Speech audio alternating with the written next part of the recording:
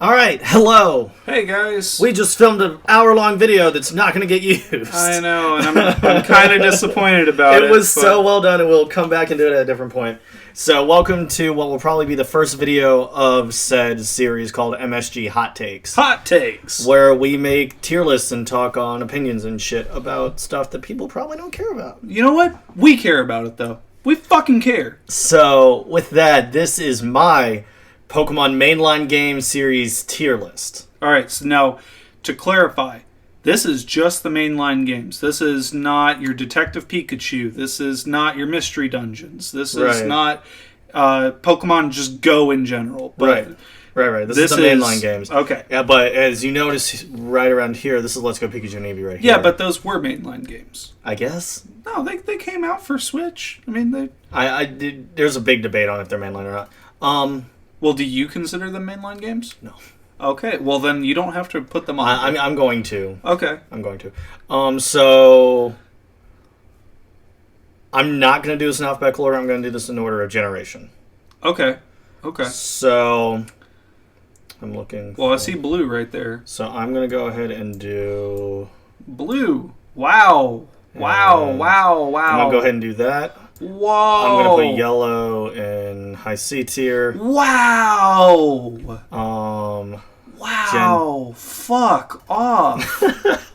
Oh my god. I know this is your list, but alright, you got some explaining to do that you put yellow over blue and red. So I'll explain. Yes, of course I put yellow over blue and red. Are you kidding me? Why? Why would you do that? It's the better game of the three. Explain. So, first of all, Gen 1 in general is fucking best gen ever, It's right? fucking hot garbage.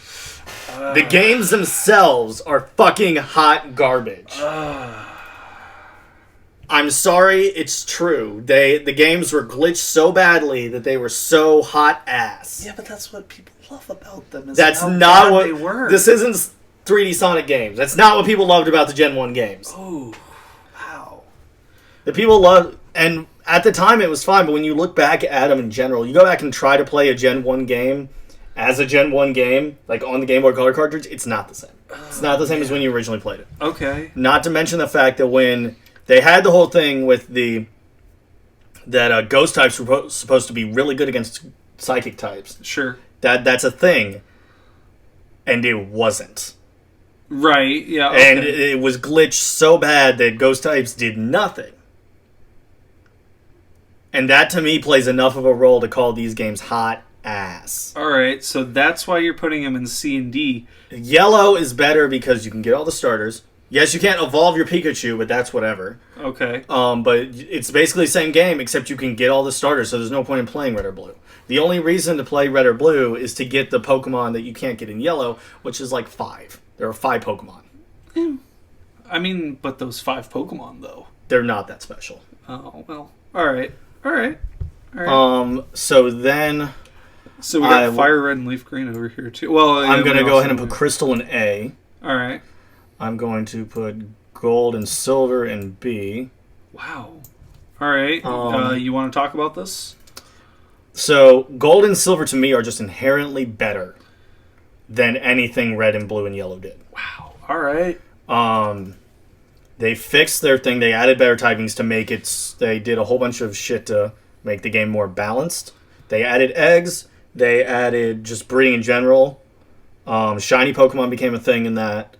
Well, and they were in color as well, right? Yes, they were in color. That was part of the way of promoting the game was in color. Yeah. Was that they had shiny Pokemon.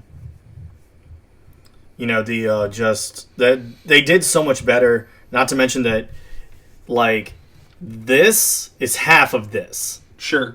And so that just enough. It was enough for you. It was enough for you to make... So what is better about Crystal, then, in comparison to Gold and Silver? So, Crystal, there was more to do in the game. Okay. It actually, a lot of people, I think, who grew up in, like, our generation... Sure. Think that Pokemon Emerald was the first game that had any sort of moving sprites. Crystal had moving sprites. Really? Okay, I didn't know that. Bless you, Oliver. And so that's where that comes to me. Sure. Okay. Now, Gen 3 is tricky. Gen 3. Gen 3 is tricky. And I'll go ahead and do this. Ruby. All right. Sapphire. Yeah. Emerald. Yeah. Fire red. And leaf green. Wow. Okay. All right. We are very all over the place here. We are. So we're looking at C, B, and A. I mean... So Ruby and Sapphire... Ruby and Sapphire suffer, to me, what the same things that Diamond and Pearl suffer from. You're on new hardware. Yeah. And so you're trying to get a handle on that new hardware. That being said, Ruby and Sapphire suffer from a major flaw where you couldn't get your Pokemon from the Game Boy Color and the Game Boy games, all the Pokemon you had already collected up until that point, onto your Game Boy Advance game. So that's years. Yeah. That's almost like a decade at this point gone. Sure. So that's a problem. Sure. Okay. And that's the main problem it suffers from. Now, Fire Red and Leaf Green would probably be close to S tier for me because they're so nostalgic for me. Because they were my first trip to Kanto, my first realistic trip to Kanto. Sure. The only real problem I have with it is a problem that I think the entirety of Gen 3 suffers from, which is that in Fire Red and Leaf Green, you cannot... If you have a Pokemon that is not in the Kanto Pokedex, and, like, for example, if you have a Cyndaquil on your team going through the regular game without the National Pokedex. Okay. If you have a Cyndaquil on your team, and it hits level 14, which is when it's supposed to evolve into Quilava. Yes. Well, I thought it was 16 for No, Quilava. it's 14. It's 14? Okay. It starts the evolve process and then just doesn't stop. And then just stops. Oh, okay. It just stops, and then you have, like, 3 question marks, and then that's it. Oof. And that's a really bad problem. That is a problem. That's a big old problem. That makes no sense. Okay. So there so are a lot of issues. I've always hated that about this game. Sure. That's fair. What all these games suffer from in general is that you can't get Pokemon that aren't in your... Like, you like, if you're trying... Let's say, like, I have an Ellie kid... I kicked the desk. I'm sorry about that. If I'm trying to get like an Ellie kid or like a Magby in, like that I breeded from a different game into my Pokemon Ruby, Sapphire, Emerald, Fire Red, Leaf Green, because I want to raise it up. I can't do that until I have the National Pokedex. I can't send that Pokemon over until that game has a National Pokedex. That's horrible. And so the Gen 3 games are just inherently flawed. The thing about Emerald that makes Emerald so good is that Emerald adds this whole extra gold and silver like feature with the Battle Frontier, and each was so unique and different that it made it fun. It made me enjoy playing the game. Like, yeah, it made you actually have a good time. You didn't have to focus so much on the bad. You actually had some good to talk about. Exactly. Okay, that's fair. We move on to Gen 4. Now, once again, this is where my hot take dives even further than a lot of people's. Big hot takes coming in hot. So, Pearl. Yeah. Whoops. Oop, wrong one. There you go. Diamond. Okay. Platinum. Wow. Oof. Heart Gold. Wow. Soul Silver's over there. Yeah. Soul Silver. Wow. All right. So how did something that was sparked in a C tier become S tier? So there's something about Platinum to me that made the game just better. Okay, but what was that? So besides the uniqueness of the Giratina stuff, the stuff that made Platinum unique, the Giratina stuff. Sure. They also added a Battle Frontier. It wasn't as better executed as like Emerald was. As Emerald's was. But with... Now, once again, if I had to do this realistically as we did Logan's, it would be this. Okay, yeah. So Diamond, Pearl, and Platinum are already inherently better games than Ruby and Sapphire were to begin with. But they're not as good as Yellow. Right, they're not as good as Yellow. Okay. Because Yellow, for a lot of people, Yellow's been the only game besides, well, Let's Go Pikachu and Eevee, that have given you a chance to get all the starters in one game. Sure, okay. Now, yes, Gen 1 is so bad it's not even funny. And basically what you need to do in order to beat Sabrina's gym is bring a Snorlax with you and just body through everything. Yeah, and then you're good. Yeah. Which is stupid as fuck. But hey, if it works, don't fucking change it. But that's Yellow is inherently right now the best iteration. It's the best Gen C 1. tier thing that we're gonna have on this list so far. So far, I'm trying to think if there's anything. All right, so while we're on the subject though of just randomness, what makes Heart Gold and Soul Silver become S tier when their original iterations of Gold and Silver were only B tier? I'm gonna do this also. Oh wow! Okay, so that even makes me question it a lot more. Heart Gold and Soul Silver, in my eyes, are the perfect Pokemon game. Okay, so Johto Pokemon game is Heart Gold and Soul Silver.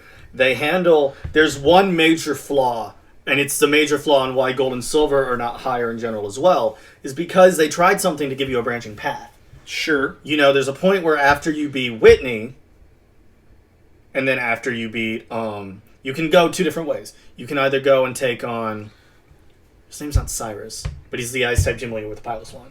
Oh, no, it's not Cyrus. It does start with a C. Though. It's Price.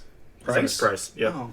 Why do I think it started with a C? Or you can go down this other route and take on the fighting gym leader and the steel gym leader and do everything that. And because that does that branching route, and you can do that in any sort of which way you want, there's a whole chunk of the game that the wild Pokemon are like 17, 18, 21.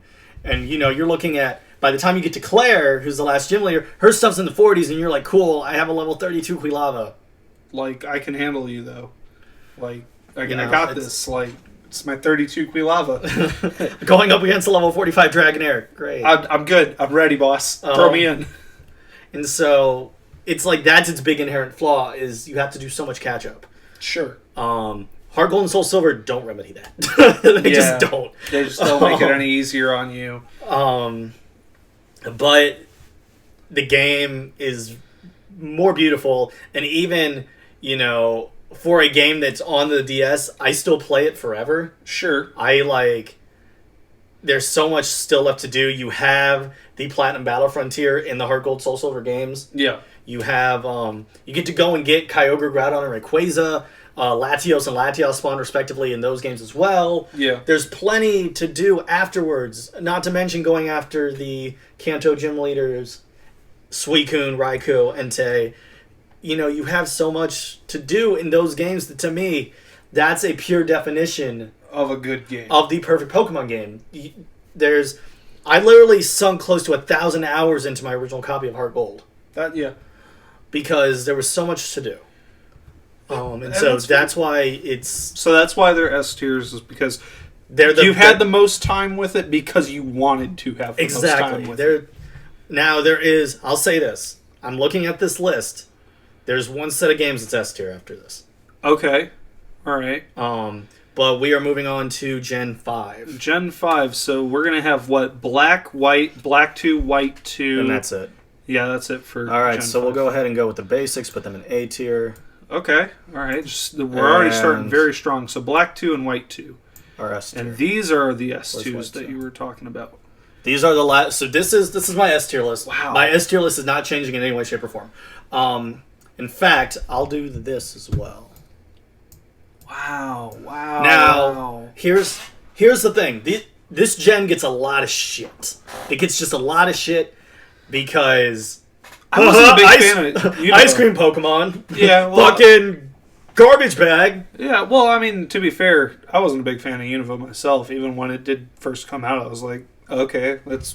And, I mean, it's understandable. I feel like almost like you have to enjoy these games together. Sure. Because this is the one Pokemon series that it's truly a sequel. It's... Yeah. You had to play Black, and then you had to play, like, White 2, or you had to play White and play Black 2. Yeah. You had to do it that way. Because it actually has a story to it. Like, a story that sticks to it through both ways. Yeah. And if you have proof that you played, like, Pokemon Black or White, and you put it into one of your Black or White 2 games, you have all the Pokemon that end released at the end of Black go into the wild. That's pretty cool. And there's so much story branching there. and it's so well done. And even there's a point where like if you do like an online sync that's not available anymore, which is how you get the ends of Wild Pokemon that he released at the end of Black and White, that like you see like Charon and Bianca, who were like your rivals in the original Black and White, they become sort of like mentors in Black and White 2. Bianca gives you your first Pokemon, Charon's the first gym leader.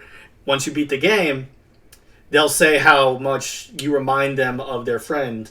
And then they'll have the team that they had at the end of Black and White. Sure. They did a very good job of putting this all together and to making it just a very beautifully branched story. Sure. And that's what I love about these games so much. It also did a very good job of doing something that a lot of these games don't do anymore. Where Black and White 2 kind of went back to what we currently know as the Pokemon method. But Black and White did a thing where no outside Pokemon. You go into a cave, you're not encountering a Zubat. You're not encountering a but you had the Woobat, you had the Swoobat, you still had you had the equivalent, but you did not have the Zubat, you did not have the Geodude. But you had their own unique version. But instead of saying, "Oh man, another Zubat," now you're saying, "Oh man, another Woobat." Realistically, you weren't saying that about Woobat because Woobat showed up in 2 spots. But but you're get saying, my point. I mean, every gen has that. Yeah. But like, it was interesting because it was they gave you the opportunity to fully get what you wanted. Sure. Made you really had to buckle down and use the Pokemon from that generation, which is something that you can't really say much about. Gold and Silver as a whole. Yeah. Also, though, you Platinum, can also get a fucking sweet-ass Mandibuzz and Volibee and Braviary and Rufflet. It is probably, truth be told, where I currently am, I normally go for like the cooler colors, like black and blue and gray and stuff like that. Sure. White has been like the really big exception to that because I can truly say the only difference between black and white that I really want is I'd play white because of Braviary. Sure. Okay. Like when I'm playing through White 2 right now, for those who care. They care. Yeah. We all care. And I'm so used to playing Black 2 where I'm going into the this one spot. It's like the Inworks, but I'm trying to remember what it's called. It has a name. And normally, it's like you encounter Growlithe and Magby and Magnemite and all this. And in White 2, instead of Magby, it's Elekid, and I'm like, shit. Sure. I'm so this is such a different situation for grinding now because there's only one fire type and he's a 10% spawn or something. But that's a different story. But yeah, because they're so branching stories and because Black and White 2 handle sort of the end of this saga better, that's why they're up there. That's why they're in S tier, and that's why the originals are in A tier for you. Exactly. Okay.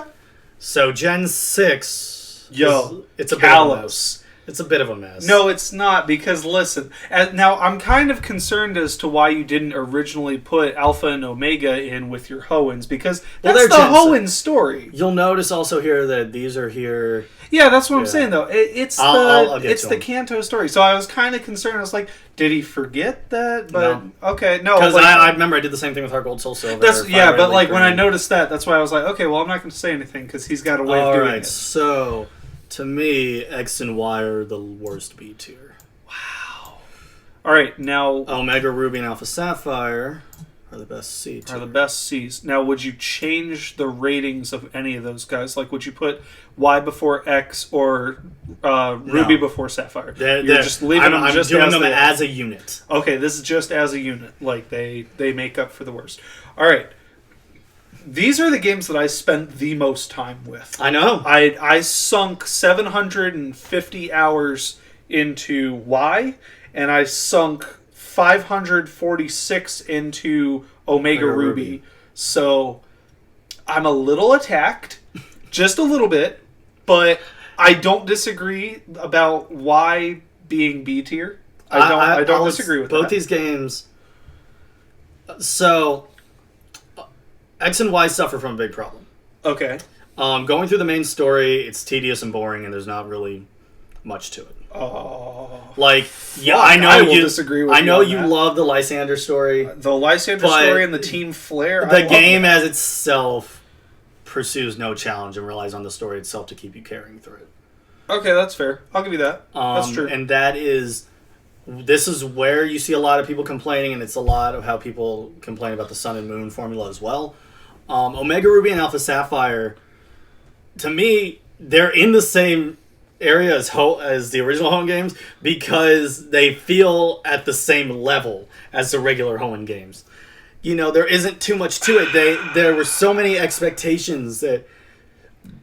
And I think they knocked all those expectations out of the park, personally. I mean, this is your list, so I'm not going to deviate you. But I spent a lot of time in these games as well. I enjoyed Omega Ruby and Alpha Sapphire, but I enjoyed a lot of Pokemon games more. And it's not its fault, necessarily. I got the same vibe off of Alpha Sapphire and Omega Ruby that I got off of Ruby and Sapphire. And it had nothing to do with it. A lot of people were kind of expecting, because X and Y had certain things handled, that it was going to have those certain things as well. Yeah, which it did. It did not. It did not have certain things. It had Mega Evolutions. We got to show off the Primal Forms, which is basically a Mega Evolution. Yeah. We got the awesome flying around on Latios or Latias in a Mega form in an open world flight simulator, which I thought was kind of cool. And you could fly it into the different dimensions and I'll be honest, everything you've said is why it's not below C tier. Yeah, no, but now I will say to your credit, it didn't give us the one thing that X and Y completely sold me on, and why it is in B tier. What is that? What are they called? Was it the Safari Zone? The Friend Safari. Friend Safari was the greatest thing to happen to Pokemon. That is strong. It was a good reason to actually make friends with the DS system.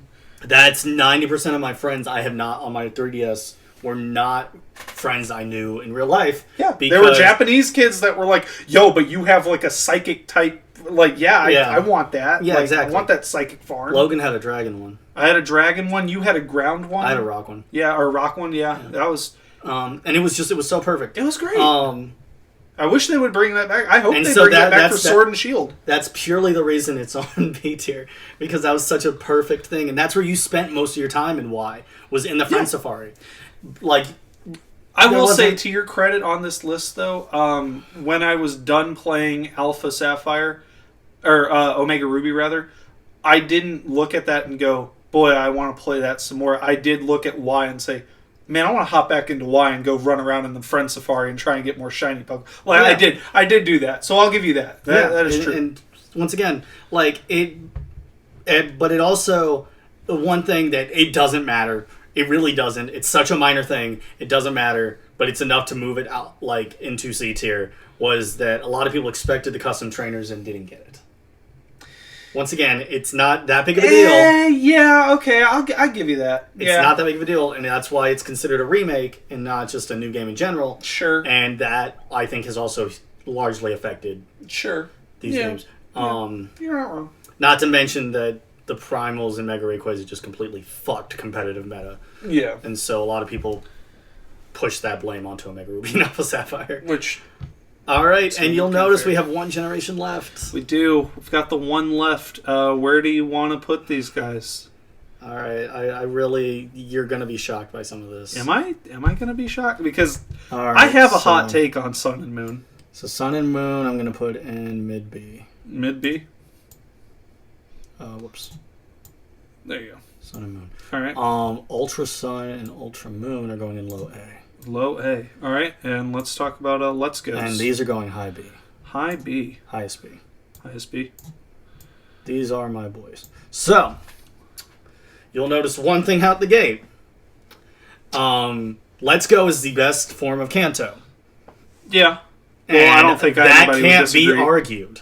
Yeah, that can't be argued. I was going to say, I don't think anybody would disagree with you on that. But if I'm going back and playing a Kanto game again... that's not on this channel with Roman in the future. Roman calling you out right now. It's in Let's Go. It's the best iteration of it. Yeah. It is. No, you're not wrong. The Pokemon falling behind you, riding the Pokemon, just the reactions of getting everything. While it is easier, I would say, to just be able to body through things, it doesn't take away from the overall experience, because this is how Game Freak and the Pokemon Company want younger people to get into it, and they're taking it back to their parents' roots. Yeah. Well, yes, graphics-wise, it looks wonderful. it looks beautiful, and it's really getting me excited for Sword and Shield. Yeah. That being said, the difference between Pikachu and Eevee and Red and Blue was a million times more grindy. Just a million times. Like, Let's Go is hella grindy. I feel like because you have to just keep catching and catching and catching to level up your Pokemon for the most part. Sure. But even then, it's not the worst thing in the world. Playing Let's Go has actually encouraged me more to complete the Pokedex than playing any of the original Kanto games. Really? Oh, okay, yeah, out of the Kanto games, yeah, sure. I'll agree with that. Because you already have to catch a bunch of Pokemon in general. Yeah. Just to level everybody up. And so, just catching everything... Yeah, just catch everybody, fuck it. Go ahead. Exactly. Yeah. You're already catching Pokemon. Go ahead, do it. Yeah, exactly. It makes too much sense. Yeah. All right, so let's talk about Sun and Moon. We haven't really discussed them, and then we'll get into Ultra Sun. So Sun and Moon, once again, they're where they are. They're better than X and Y.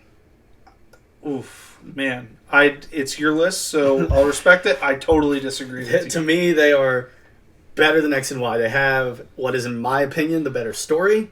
I feel like there are more stakes in the story. There are more stakes in the story, I'll give you that. And while they're in mid B tier, if they had just flat out... I'll say this, with Ultra Sun and Ultra Moon, if they just flat out released Ultra Sun and Ultra Moon, S tier. Beautiful S tier video game.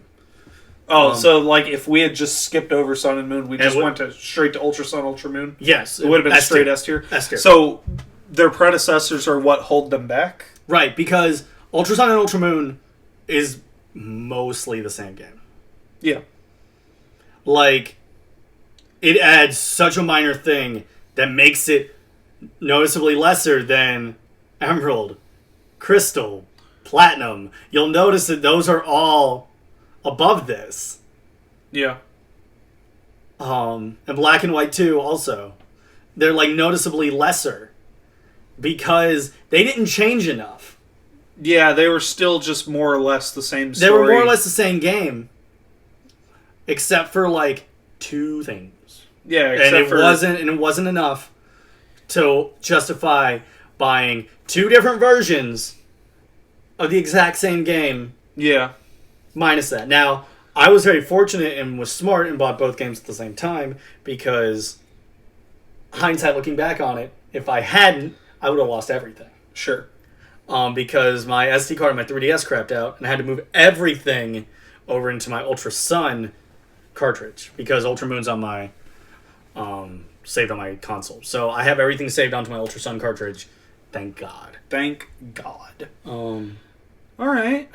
Well, as far as this is concerned, I mean, do you like where everybody's sitting? Do you want to move anybody? I'm gonna do that. We're gonna move. Okay, we're moving Platinum down. I'm gonna do that. I mean, you want to change anybody in A tier? Move anybody around? I'm A tier's fine. A tier. How about B tier? I'm looking at B tier, and I'm trying to decide if I want to swap Fire Red and Leaf Green for X and Y. I would say yes. Personally, that would be me. Because you got to think about it. Friend Safari alone should put that above them for the amount. Mm-hmm. Also, it's a lot easier to shiny hunt in X and Y. So it's true. That's going for it. Yeah, I'll do that. I'll make that move. No disrespect to Fire Red and Leaf Green, but you know, between those 2 games, I would rather do Pokemon Y than Leaf Green or Fire Red. That's just me though. Yeah. And I will say I have caught more shinies in this than I have in any of these. That's incredible, honestly. Well, I finished some random fucking bullshit shinies. Like I think 4 or 5 playthroughs in a row on Silver. Yeah, I got shiny Eevee from Bill. Dude, in Y I got like 3 shiny Garbodors. I know, I have one. I still have one. It was ridiculous. I love him so much. You don't understand. He's ridiculous, but at the same point, I was just like, I just want something new. He's so perfect to me. And then these are very easy to shiny hunt. Yeah. I got a shiny Zubat without even trying. Yeah, they probably are the easiest game to shiny hunt, but the problem is that I don't think you can transfer them to a real game. with the not shinies. Yet. Not yet. It could. I mean, it could come. Because you know what? I think you're right. Because I think when we were watching the Nintendo Direct, I think they said something about Pokemon Home. Mm-hmm. You could take them out of Let's Go and put them into Home, and then you could link up to Sword and Shield, and I think you could put them into that. Yeah, you can. I think that's how that works. Either that, or they can only go from Home to Let's Go. No, they can go. Sure. They can't go from. They can only go from Let's Go to Home. They can't go. From they can't home go to from Let's Home to Let's Go. Okay. Yeah. I knew it was only one way, but I couldn't remember which. Man, let's see. Well, how about C tier? Do you want to change anybody? No, I think C and D are fine. I'm D really fine? surprised that I don't have anything else in D tier, but I can't think of anything else that's... I mean, honestly... I can't think of anything else that's that fucking bad. I mean, now, if we were looking at... second party games like Detective Pikachu. Detective Pikachu would be there. Most of the mystery dungeons would be in B tier. Yeah. Except for Sky and Super. Sky would be S, Super would be A. Okay. And then I think that's all the spin-offs I played. Okay. Actually, I will say this: the Japanese exclusive Wii mystery dungeons would probably be in D as well. And then, if we really wanted to go crazy, Pokken and Pokemon Battle Revolution, Pokemon Coliseum and XD. Coliseum and XD are both A. Yeah. Pokken is high C, low B. Okay. What was the other one you said? Battle Revolution? Battle Revolution, yeah. Mid B. Mid B? Okay. Okay. Well, you know what? I'd say that's a successful tier list, my guy. Yep. I think you got your points across. To the people below that are watching this right now, let us know. Tell us in the comments if Jack's right, if he's wrong, and he can yell at you. Let me know how wrong I am for putting your favorite childhood Pokemon game in D tier. Yikes. Listen, I'm a Gen 1er through and through, but I gotta admit, Red and Blue aren't that. They're not it, Chief. They're really not. I personally do feel like I'm being generous putting Yellow in C tier. Yeah, I really think that you are putting Yellow in C tier as generous as hell. But I feel like just on the principle alone, it makes it better than... you'll also notice a lot of first iterations are not above... Are not above B tier. That's true. Yeah, there are a lot of remakes. The remakes are in S tier. I mean, there's not an original title that's in S tier. Yeah. All right. Well, thanks, guys. If you want to see more of this, let us know in the comments below. Tell us what we should rate. We might rate it for you. We got time. We do. All right. Bye, guys. See ya.